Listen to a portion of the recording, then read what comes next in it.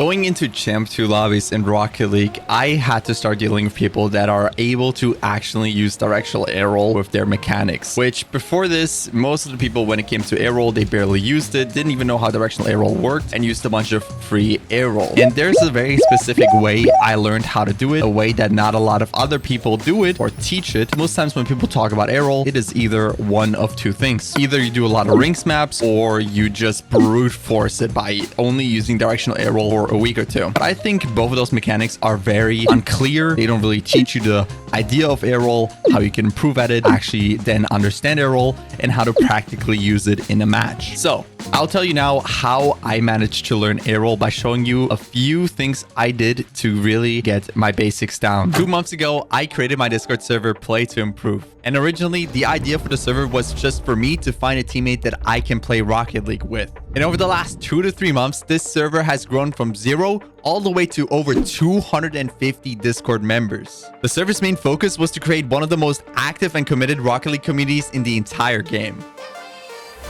I want to now take my server even further, giving people more access to more tools to improve at Rocket League even faster. On the 6th of July, we are officially releasing our premium program, where you can expect to get over 16 live lessons per month, which will cover your whole basics of game sense, mechanics, and rotations and positioning in games. From the 6th of July onwards, you can get the premium access program for completely free. We are hosting 32 live lessons over the next 2 months without you having to spend any money. If this is something that interests you, you can use the link down below to join our Discord server. And if you're interested in premium, you can go to our webpage and buy it down below for permanent access. That's everything for me, and I'll see you in the server. Peace. At some point during my journey of being in Champ and wanting to make my way towards Champ 2, I decided that getting better at Directional Air Roll and being able to use it for mechanics and other mechanics overall became a thing that I wanted to do and improve at. The very first thing I did to learn Directional Air Roll is first try to understand the functionality of Air Roll. How do you do it? What are some things you have to pay attention to Directional Air Roll? And what is the functionality and idea behind it? The concept of Air Roll is probably one of the most complicated things to learn in Rocket League. There's a reason it takes literally upwards of 100 hours for you to get it down, or to get it to a point where you're at least able to use it in your mechanics, but not able to beautifully or make it perfect. The first thing I would focus on is the functionality of Air Roll and really understanding it and understanding how it theoretically works. After that, we want to focus on practically doing it. I found one video from Lostfeld where he goes into a lot of depth of how Air Roll is supposed to work, why people learn it, and how to practically use it. Assuming you have looked at this video, which again I've linked down below for you to watch, then I would go over to step 2, and that is one thing that brought me the furthest when it comes to Directional Air Roll. I'm kind of walking you through my steps of how I learned Directional Air Roll, but what I did is I went into a workshop map, like a map that has an open space where I can just fly around, do whatever I want, because the thing is with training, you are very cramped. What I would do if I were you is just go into a big map, like a big rings map, and not fly through the rings. The most common thing people tell you to do when it comes to Directional Air Roll is to do rings maps, which it does improve your air roll skills, and it's not bad at all, but we're just trying to understand or get a grasp of the functionality of it. So what you're going to want to do is now hold your air roll left or right, whatever it is for you, and you're just going to focus on your joystick. How does it feel when you tap your joystick when your car is facing you or something like that? How does it feel when you rotate your joystick this way and then that way and then this way? How does your car rotate and interact with the environment? That is something that we are trying to figure out. You're going to do this for 20 or so minutes. And then once you feel like you have a bit of a grasp of it, try to only rotate when your car is facing you. You can turn hitbox on for this, which I do in my case, for example. You can see right here. And then just rotate when your car or the upper side of your box is facing you. Just start to rotate then. You know, like normally when you do normal aerials, like the best way to understand air roll is when you do your aerials is that, oh, if I go left, my car goes left. If I go right, my car goes right.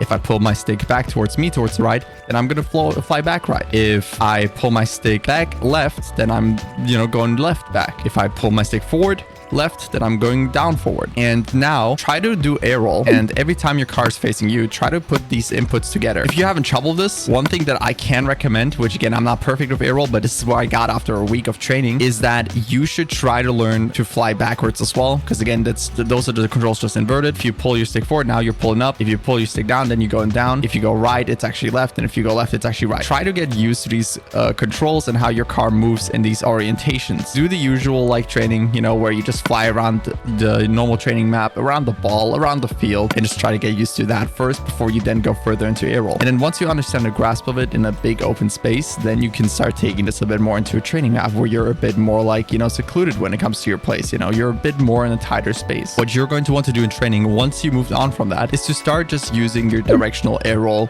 for the usual mechanics that you do. So again, let's say for example you're going for like your off the wall air dribble. What you're going to want to do instead is use your air roll actually to try to get a few taps in instead of using your free air roll, which again, I know the temptation is strong to use probably your free air roll over your directional air roll, but it really does do a lot just getting those reps in, because those are mechanics that you're going to use in matches and so on, and those are mechanics that you're going to use in general very frequently, especially if you're a champ, you know, because that's when you usually start to learn directional air roll. And that's kind of how I actually ended up kind of getting my repetitivities in for directional air roll, by just actively using it in training before using it in matches. If you do something for long enough, if you do the same Super Mario level over and over, at some point your brain will start to realize, oh, this is bad, this is good. And that's muscle memory kicking in, and then pretty much just telling you this is right and this is wrong. So once you're able to use air roll in training a little bit for your mechanics, you're then going to want to try it under pressure, which is for example where I found running these matches against a bot is a bit more beneficiary for me. Nonetheless, just trying to see how you perform under pressure. Maybe you can run some casuals too if you prefer. Of course, you got to keep in mind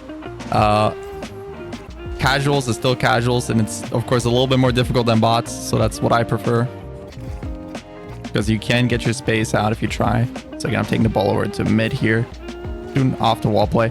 I can use my air roll, and you know what, that was decent. For example, like 17 seconds in, of course it's against the bot, but again, I got my boost in the middle here, I tapped the ball off the wall, I didn't stay under it as much as I wanted to, so I could maybe use a bit more air roll, but that was still clean. And that's what you're going to want to do. Just getting comfortable to use your air roll even in matches with other people. The difference is that you have some more pressure being put on you. Trying to first learn how to do it against some bots worked for me, because you're not instantly having to like play super fast and do these, like you don't have to rush into it, you don't get bumped. Oh look, I have to quickly do an air roll else it's over. You have your absolute time. You can just mess around. You can see, how do I get around this bot? Okay, what happens if they put pressure on me there and there and there during my setup? And you can kind of like train it that way. Of course, you should use it in practical matches too. That's the goal. But let it come naturally. Use in private matches, maybe even with friends or join our Discord server. Link is down below. Let those repetitions and the muscle memory build naturally. That's it for me. I'll see you in the next video. Peace.